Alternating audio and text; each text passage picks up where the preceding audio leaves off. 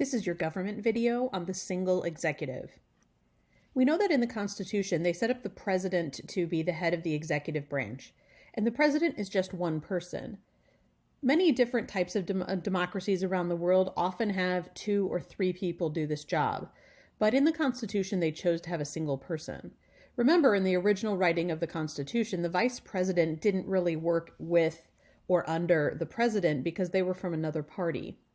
If you think about the role of the prime minister and the king or queen of England, in the parliamentary system, the prime minister does the governmental work and either the king or queen does kind of the ceremonial things. So in our situation, they wrote Federalist 70 to kind of outline why they wanted a single executive. Because the Congress has a lot of debate and discussion, and there's lots of men and women there, hopefully doing checks and balances, and therefore decision-making would take a long time in the legislative branch, they wanted more swift action in the executive branch. And this is outlined in Federalist 70, amongst other essays written at the time. We've obviously changed a lot of the powers of the presidency since this time. One example is just the 22nd Amendment, which limits the president to only 2 terms. And we have also placed restrictions over time on some presidential power.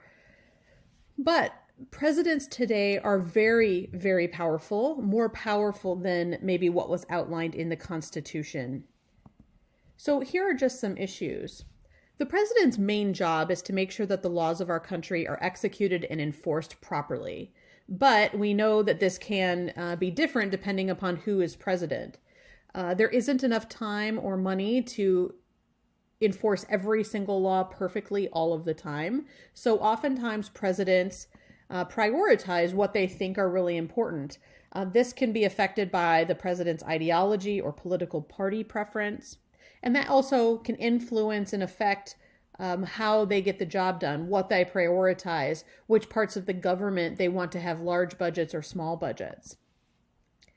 Also, Congress has a job of doing oversight monitoring of the executive branch. Once a law has been imposed and it's being enforced, Congress makes sure that the law is being enforced the way it wants to.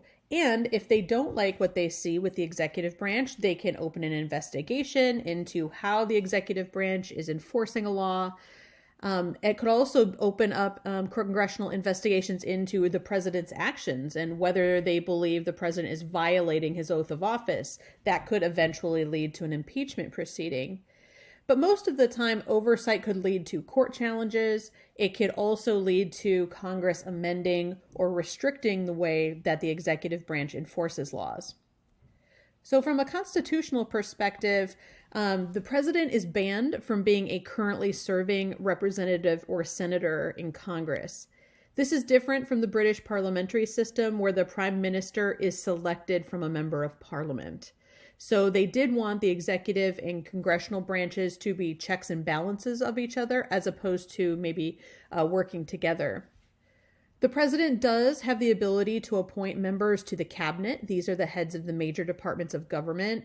And again, at the beginning of the government and at the beginning of our country, these people were probably the president's advisors. To the president today is the only person who can call a full meeting of all the cabinet members if he chooses to do so. But for the most part, the government is so large today that the cabinet secretaries are really managing all of the people and the job duties of the office that they're holding. They really don't have time to do that as well as advise the president on a regular basis. So the president generally uses his personal White House staff as his advisors. Those are people he handpicks and do not have to be consulted by the Senate. The cabinet members do have to be confirmed by the Senate.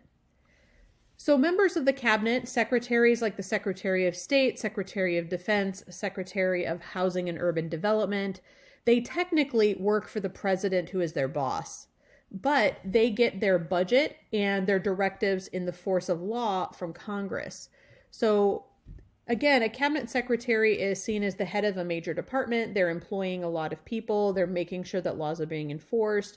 And they want to enlarge their department. They want to increase their budget, hire more people. So there's this divided loyalty of cabinet members.